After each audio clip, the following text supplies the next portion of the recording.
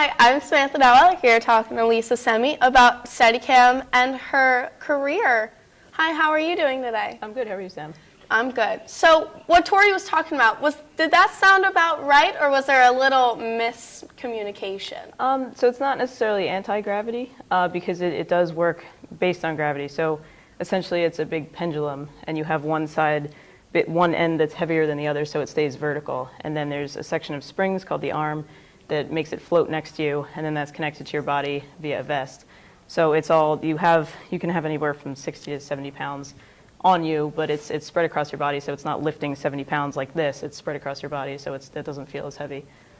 For La La Land, they did do a crane step-off, which is dangerous, but it's safe if you do it correctly and if you have all the trained people, which is why they have unions and safety regulations and everything. So it was a cool shot. she was semi-right about those things. She had a little bit of a miscommunication there.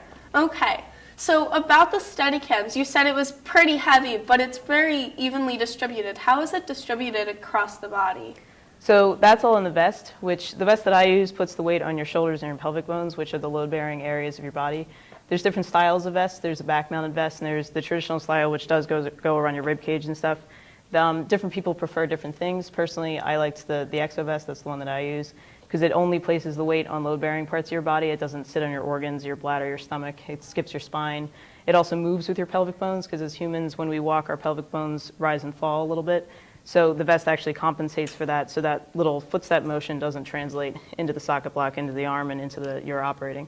So personally for me, I love it. Some people don't like it. Some people like the other styles. It just all depends on personal preference of the operator. Yeah.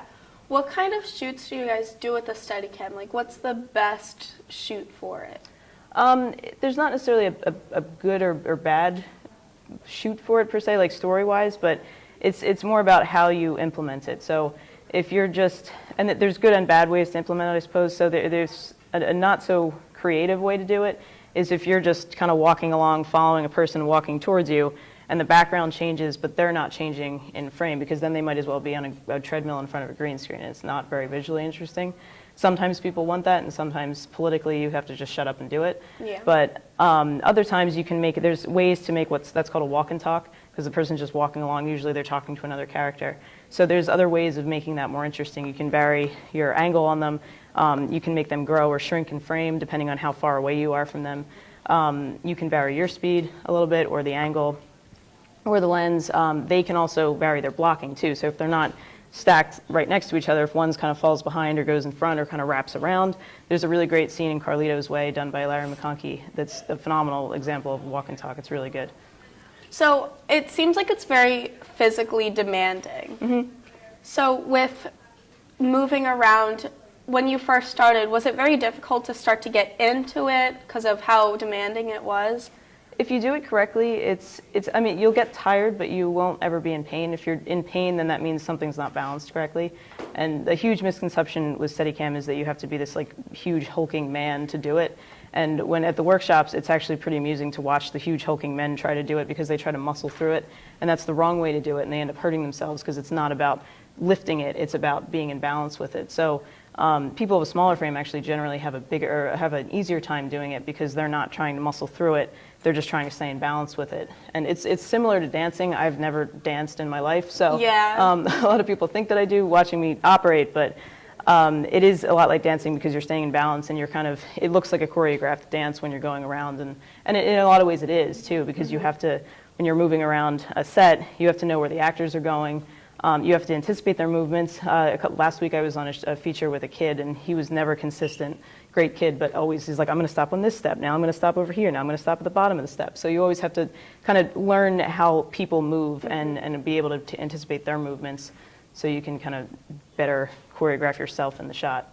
And sometimes that's planned out, but again, sometimes they never hit their marks. So it's always going to be your fault if they don't hit their marks, so you have to just compensate. Yeah, I was going to ask you about that dancing, because we actually saw you do a little workshop here in the Communication Center. I was a part of that, and since I'm a dancer, I kind of saw you kind of just like glide around, and it didn't seem like you were just struggling through it. So I was wondering if it would have helped, like if maybe you had a few dance classes before you went to the workshop or something. It doesn't hurt necessarily because having no knowledge of dancing really, I think it would make you more aware of your own body and your own balance. I did a lot of horseback riding when I was little, so that kind of translates over to Steadicam for me in a lot of ways in terms of balance and just like kind of working with something else to stay in balance.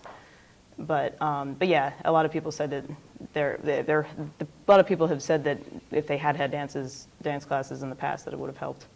But so can you tell me a little bit more about these workshops and like the different workshops that you can take? Sure.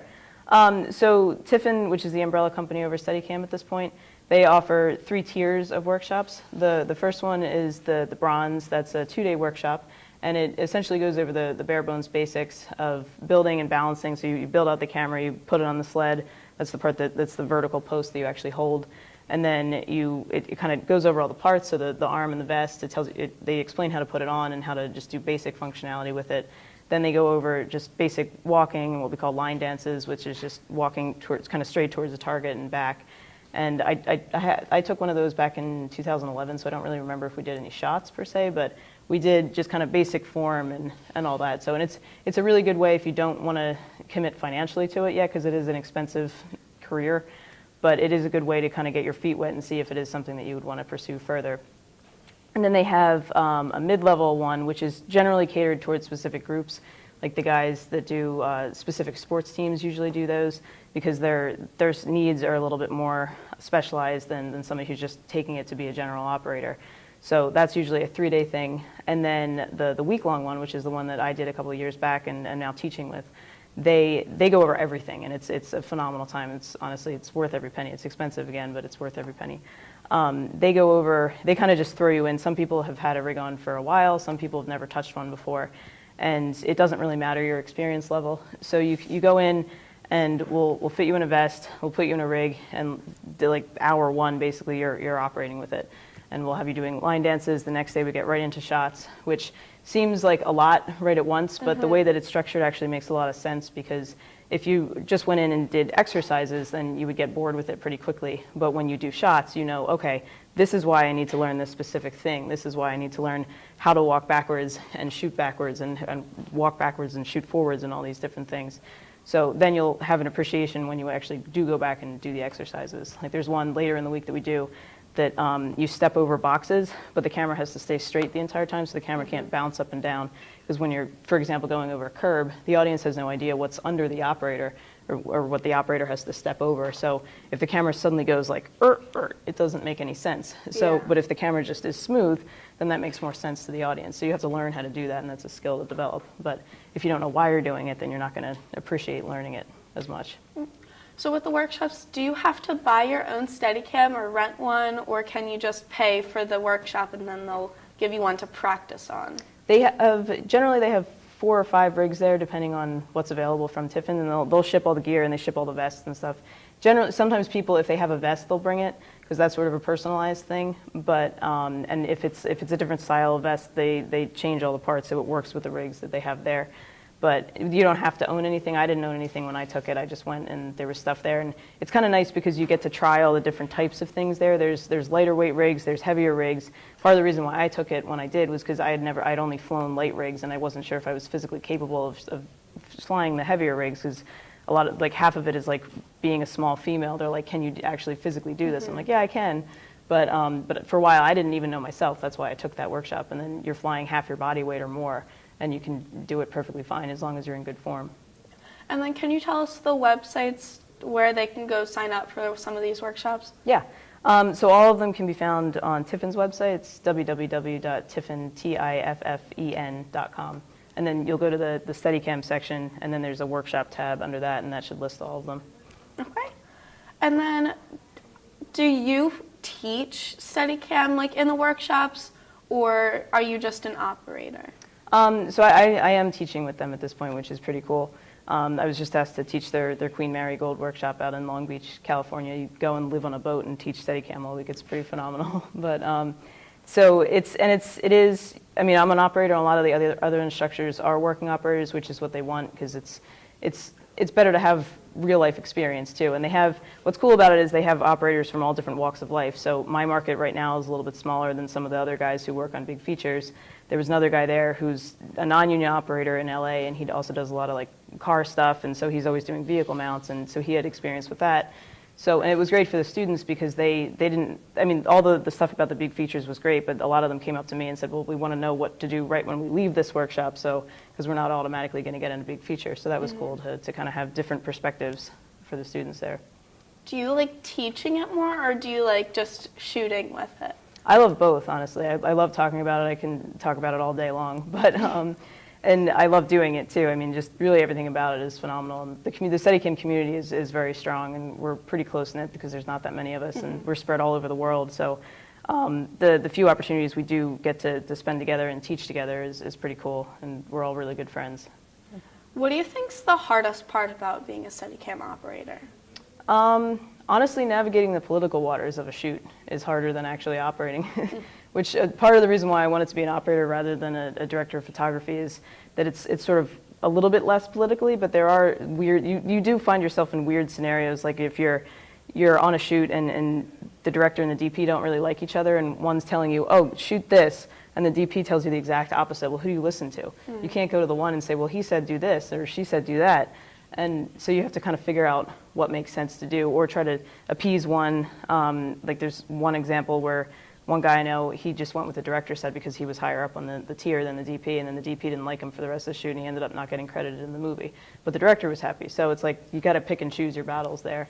So, and sometimes that's hard, and sometimes it's, or if an actor's just not hitting their mark, you have to figure out a way of presenting that problem in a positive way, basically. And a lot of the times, if you present it in a way that asks people how to help you solve a problem, instead of just saying, this is my problem, then it's a little bit better in terms of that. But honestly, that's harder than just operating itself. Yeah. So just the people aspect of it usually. What was your favorite shoot that you've ever done with the Steadicams? I really liked the one that I just worked on, actually. It's called Alluring. It's a horror feature, and we just shot it up in Vermont. I was up there. They were day playing me, so I wasn't there for the whole stretch of the run, but I was shooting a day here and there, basically, over the past month. And it was really fun because the director was really open to suggestions and stuff, and that doesn't always happen. Sometimes it's like, just do this, do this, do this, do this, but his story was really strong. I really liked the script because I always ask to read the script before, just so I have a sense of what's going on, and it helps you be a better shooter too if you have an idea of what's going on in each character's mind, and also just the overarching story too, because then it helps you make shot decisions and framing decisions. So that one was really cool because we were able to have intelligent conversations because we both knew what was going on. We both knew the story very well, and I was able to suggest things and say like, okay, well, what if we do this for this reason? And he said, okay, that's cool, and we can also do this for this reason. And then it was an active conversation rather than just like me kind of internally being like, okay, I guess I'll do this, which is also fun. But I think it's more rewarding and ultimately better when you can have an active conversation with other crew members, especially the director, because that doesn't always happen, which is pretty cool. Of course. And then I heard you were an alumni here. So how did Norristown influence you today? Well, definitely my experiences in the comm center kind of led to my career as a Steadicam operator, which is pretty cool, because that was the first time I had really delved into anything technical, TV-wise, anything. And I don't really do a lot of TV anymore, in terms of like broadcast sort of a thing. I do narrative TV, but I still like it. I did last summer. I subbed for somebody on Yahoo News, and that was pretty cool. It was the first real broadcast Steadicam thing I did, and it's completely different because you're hardwired. So you have this cable that's going to you, and it's a little bit different operating because when you have something touching the sled, it does affect the balance a little bit. So if you have a really thin cable, there's certain ways of running it over your body that it doesn't affect the sled as much. So, but basically, experiences here kind of led to me finding out, okay, well, I like the narrative stuff. I want to go into that, and just kind of pursued that. So were you interested in communications before you came to the high school, or did the high school really help push you towards your communication? It was generally here, because in middle school I had done some stage managing, and I was doing technical theater here as a freshman, and that's where I met Mr. Doyle, and then that kind of got me into the comm center, and then that just kind of snowballed from there. And I ultimately went to Emerson College for cinematography, which then bled into Steadicam. So, since you were a part of this communications center, what were your jobs mainly in here?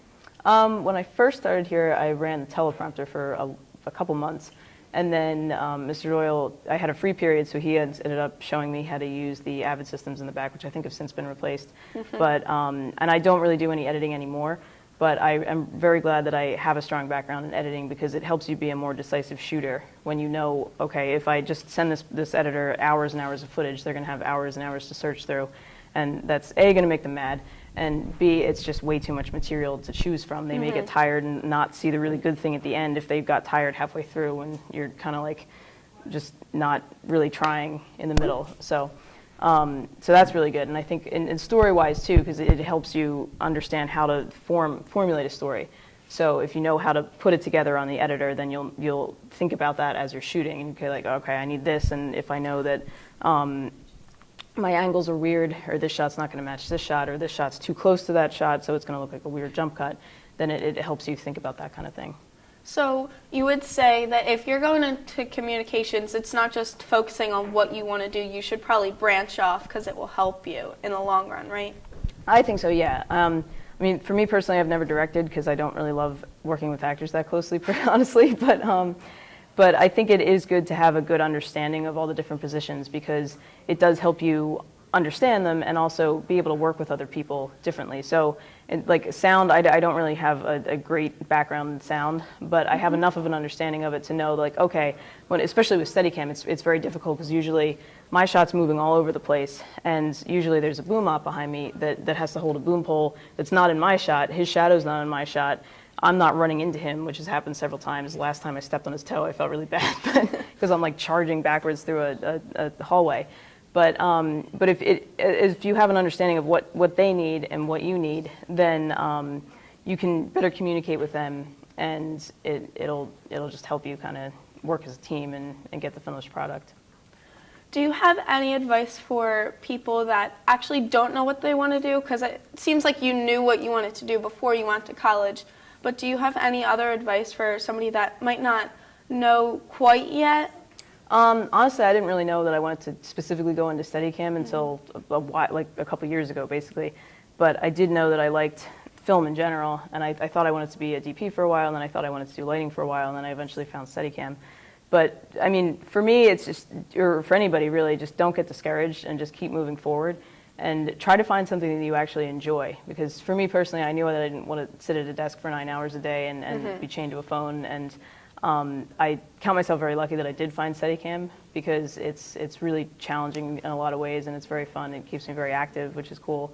And I get to meet a lot of different people through all walks of life. And just in the past month, I've worked in 6 different states, so I'm all over the place. And it's pretty rewarding. Does Steadicam take you outside of the States, or is it really just like around here, like around this general area? So far, it's all been in the U.S., but a lot of my friends have worked all over the world, which is pretty cool. Like my one friend, Alec Jarnigan in New York, did this really cool thing in, I think it was China. It was this OK Go commercial, and it was very technically challenging. So there's all kinds of projects that are happening like that. So you never really know where you're going to end up with it. There's a couple guys who've worked in Iceland and like really remote parts of the world, just doing Steadicam. One guy actually climbed Everest and did a documentary up there, I think, with one. So, and then operating at like just very high altitudes was difficult breathing and stuff. So there's all different kinds of challenges that you would never really imagine yourself doing. And then there's a Steadicam forum, which is really cool, because you can say like, okay, has anybody else encountered this scenario? How did you deal with it? And you'll get advice from other operators, which is pretty cool. Yeah. So from the high school, do you have any like very memorable moments that you had in the comm center that you think about while you're shooting, or any shoots that you went on that you really enjoyed? A lot of the Eagle's Eye stuff. I did a lot of the outside interviews and stuff when we would go out, just not in this setting, but just out in the world. And that we had a little bit more creative freedom to do like different angles and stuff. And I honestly don't remember if I really did any motion at that point, but I think that was mostly static stuff. But I would usually go off the tripod and do stuff handheld or be on the ground, just get different angles and stuff. So that was cool, because it did allow us more creative freedom, whereas the traditional style studio setup is pretty cool, and it does teach you what you need to know for general broadcast stuff. But I think that creative freedom really helped develop myself personally, just because then it makes you think out of the box a little bit. And then is there anything else you'd like to add about Steadicam or you personally or the high school here? I guess just, again, really try to just general advice, just really focus on something that you guys want to do, because that makes a big difference in life if you're actually happy at your job, because you spend more than half your life working. Okay, thank you very much. Thanks. All right, I'm Samantha here talking to Lisa Sene about Steadicam and her experience here at the high school. Now, I think we're going to talk to Tori so she can transition on out.